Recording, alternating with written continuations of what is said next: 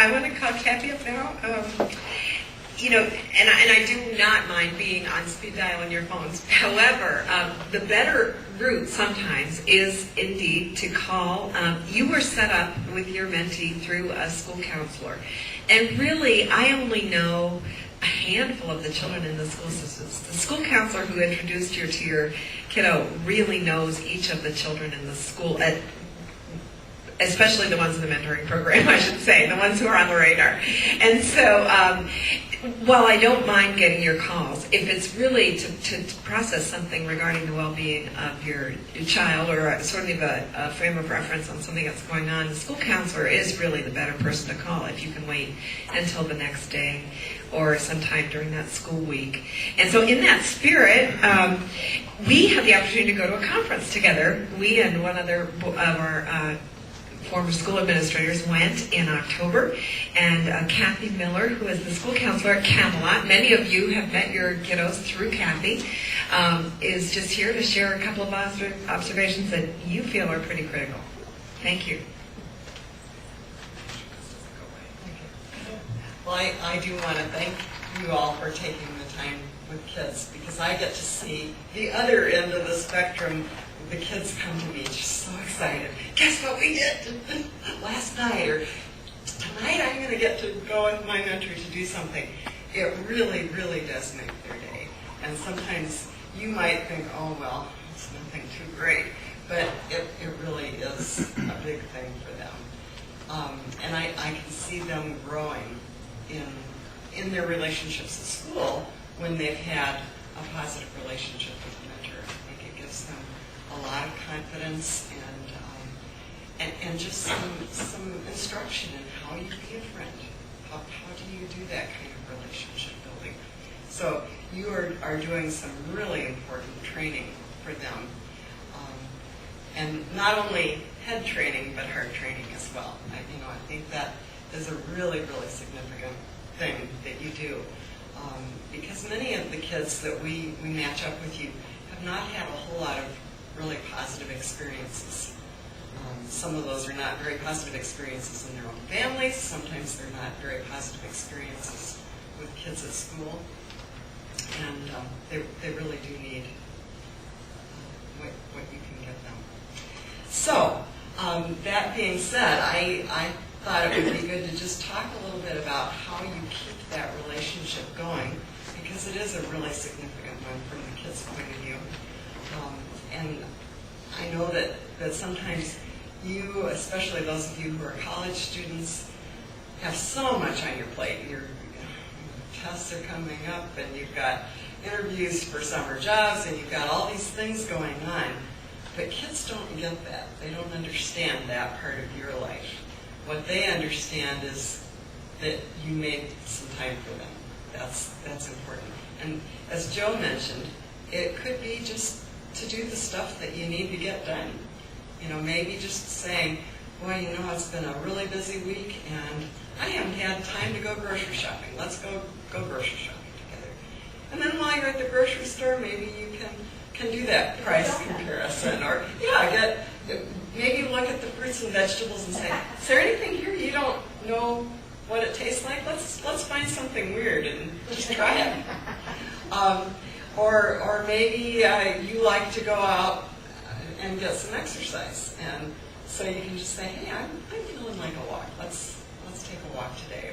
Or we have a great bike trail here in Brookings, and if you and your mentee have bikes, or you can find bikes that you can use, that's a really cool thing. Maybe you could even pack along a picnic in your backpack and stop along the way someplace and have a little picnic lunch or something like that. Those just kind of everyday things that are not such big, spectacular things, but are an important part of relating to each other, are the things that are likely to be things the kids will remember the most. If you spend a bunch of money and go to some show or something, that's special for the time, for that moment, but it's probably not something that's going to stay on their radar forever.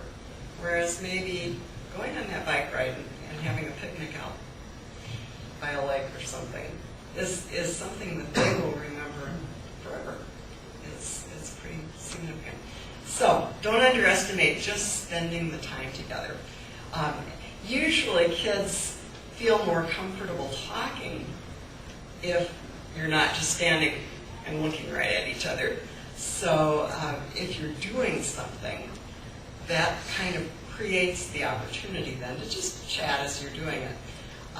Don't be looking for fantastic results. Like I'm thinking with all the trash out on the curbs right now, kids would love to do a little dumpster dive, check it out.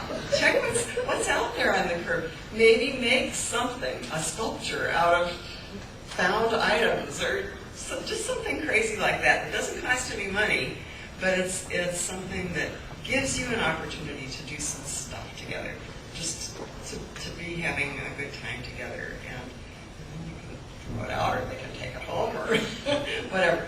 I think kids, especially I work with 4th and 5th graders, and I think they really like to feel like they're worthwhile, that there's some purpose for what they're doing.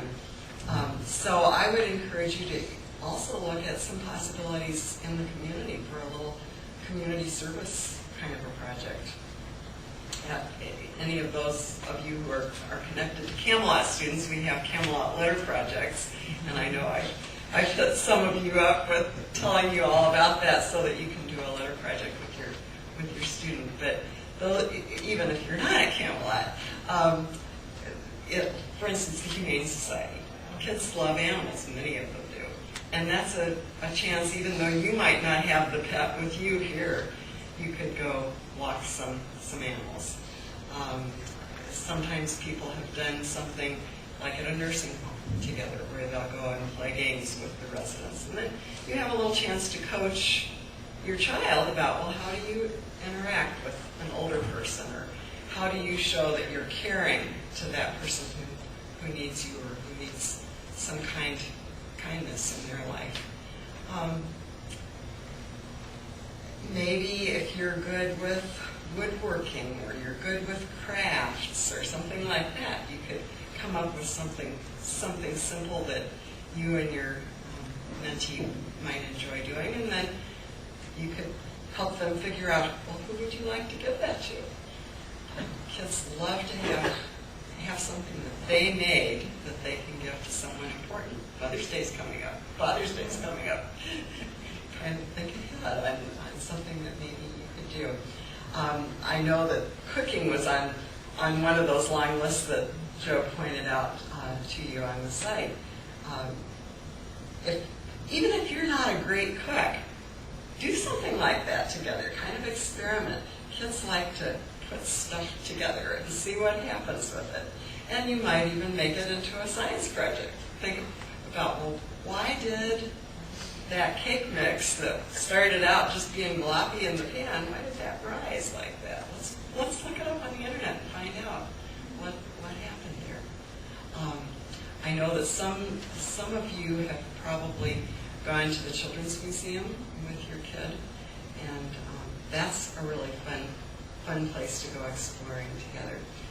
But if you don't have the money for the Children's Museum, you can make your own little field trip.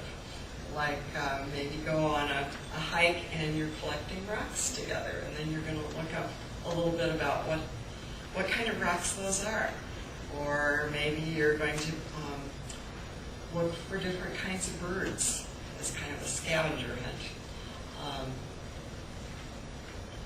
I guess what I'm saying is that I hope the sky's the limit. And the really most important thing is to find out from your kid, what do they love to do?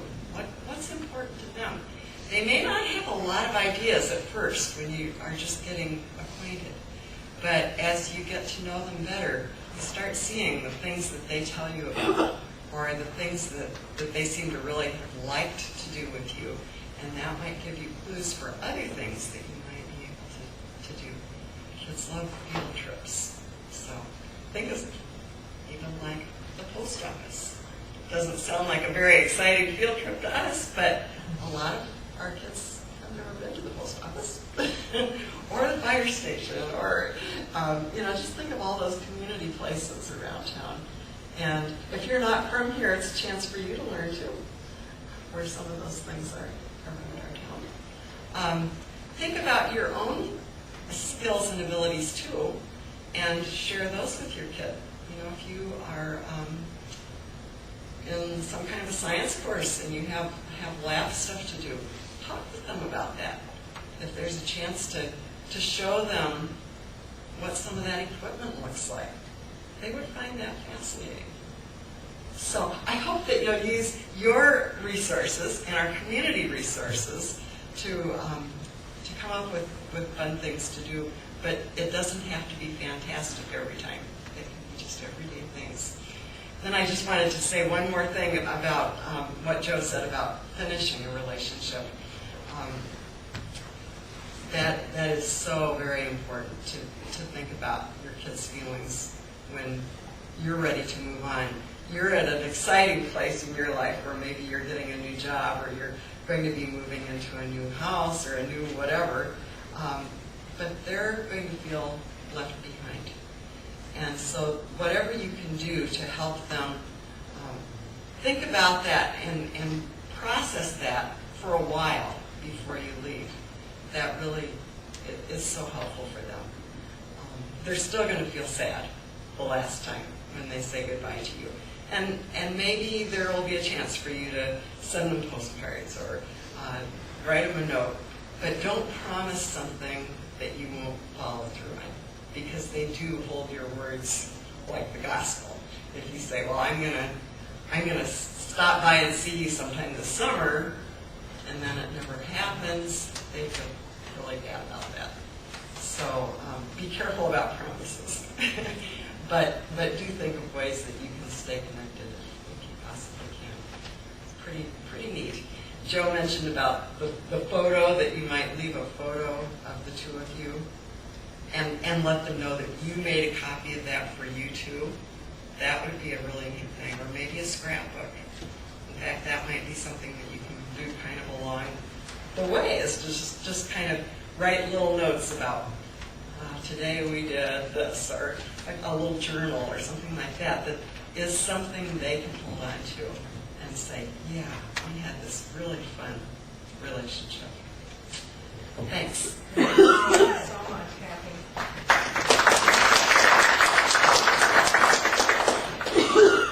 Good. Well, as you can see, we've got some wonderful school counselors on board with us, and Kathy's become one of our best advocates here in town. Here's what we have. But we actually running a smidge behind, but here's what we're going to do. The feedback that we've gotten from InServices in the past is that one of the highlights for everybody is the group thing stuff, where you can sort of troubleshoot things with people who have mentees the same ages as your own kiddos. And so here's what we're going to do. I'm going to invite you to please group up by color. 5 or 6 in a group by color should mean something to you by now, because we've been using that all night. If you want to run to the back of the room and grab, we've already paid for all that stuff, so you might as well grab some more of it on your way to grouping up. Here's what I would like you to do. And don't leave early, because we're giving away some prizes at the end that are kind of fun. So we're going to have a group session for a little bit, and here's what I want you to do in your group sessions. Go ahead and run and get a dessert, and then I want you to talk about these couple of things in groups of like 4 or 5 of same age mentee people. First of all, I'd like you to share some of the best ideas that you've had that have really worked with your kiddo. Okay? And if you don't have a kid yet, just listen well and contribute what you can. Secondly, feel free to share your current biggest challenge. And if you have time, go ahead and troubleshoot that a little bit together. We've given you some tools here to work with tonight, but also you're all smart people, and so maybe you could make some suggestions to each other, or maybe you have actually run into the very same situation with your own mentee, and you'd like to share, what you have found out. But go ahead and group up, talk about your best idea yet, your biggest challenge yet, and then do some groupthink on that. And then just prior to 10 of or so, I'm going to actually ask if anybody wants to do some sharing from the floor of, just really fabulous ideas that you came up with.